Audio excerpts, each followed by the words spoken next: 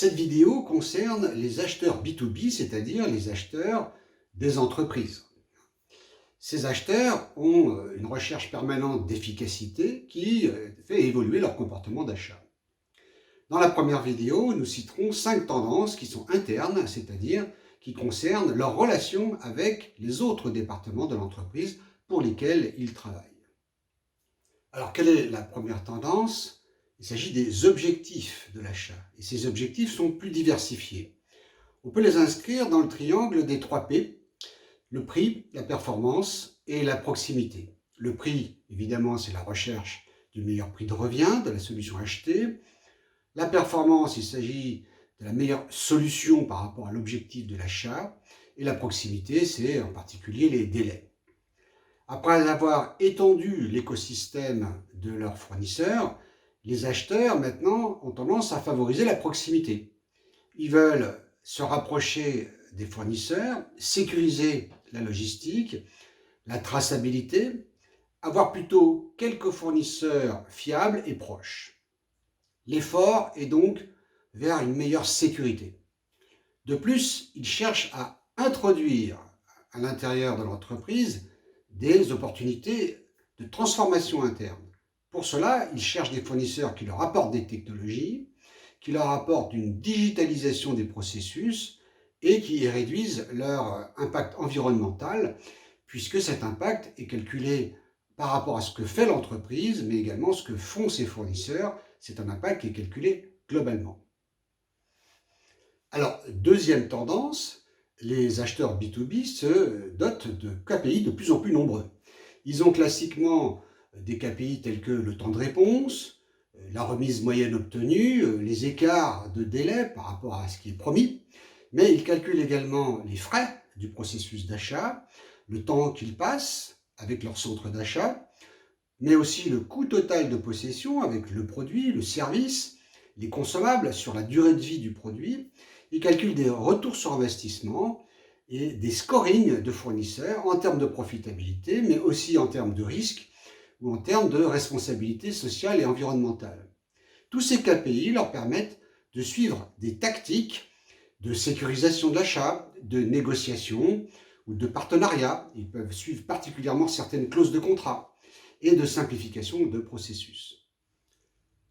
La troisième tendance concerne l'augmentation de la collaboration interne. Selon Gartner, les acheteurs industriels passent 22% de leur temps en réunion interne avec les membres du centre d'achat, c'est-à-dire toutes les personnes qui contribuent à l'achat et en particulier celui qui sera l'utilisateur du produit. Dans un cas sur 5, ce centre d'achat comprend plus de 6 personnes. Une autre étude de DemandGen indique que dans 86% des cas, les acheteurs demandent des approbations internes. Mais ils conservent le poids le plus fort dans 7 cas sur 10. Ils exploitent des outils de workflow pour contrôler ces processus d'approbation et on voit qu'ils ont un très gros travail interne pour être à la hauteur des exigences qu'on leur demande. Alors la quatrième tendance concerne la gestion de données. 60% des acheteurs estiment que la durée et la complexité de l'achat augmentent. Elle est due à l'accroissement de ce volume de données. Un volume d'informations de fournisseurs externes et d'utilisateurs internes, des données qui viennent des produits, des données qui viennent des utilisateurs, qui augmentent considérablement leur travail de traitement des données. Et donc, ces données ont un impact sur l'organisation, sur le calcul du coût de possession, sur le calcul du ROI.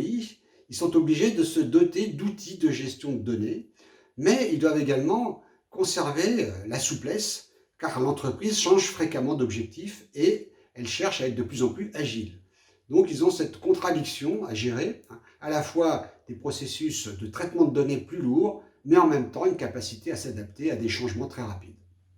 Alors la cinquième tendance, elle est en fait la conséquence des 4 premières. De quoi s'agit-il? Il s'agit d'une industrialisation du processus d'achat. Ils ont, dans un délai très compact, un projet à réaliser et en moyenne, dans moins de 90 jours, les 2/3 des achats ont concerné les acheteurs qui se sont éduqués sur le projet, qui ont évalué les solutions, qui ont créé une liste de fournisseurs, contacté une partie d'entre eux, collecté des prix, vu des démonstrations, dressé une liste courte, organisé une prise de décision avec un ensemble de membres internes du centre d'achat. Ils lisent 3 à 7 contenus en profondeur avant de contacter un premier fournisseur. Les 2/3 d'entre eux consultent des experts ou des pairs d'autres acheteurs. Beaucoup délèguent des études à d'autres membres, d'autres collaborateurs. Et seulement 1/4 le réalise en moins d'1 mois. Donc on voit en fait cette nécessité d'industrialisation d'un processus avec des timings qui sont extrêmement serrés. Voilà donc 5 tendances qui concernent le comportement interne des acheteurs et je vous invite à voir la seconde vidéo qui concerne les comportements externes avec leurs fournisseurs.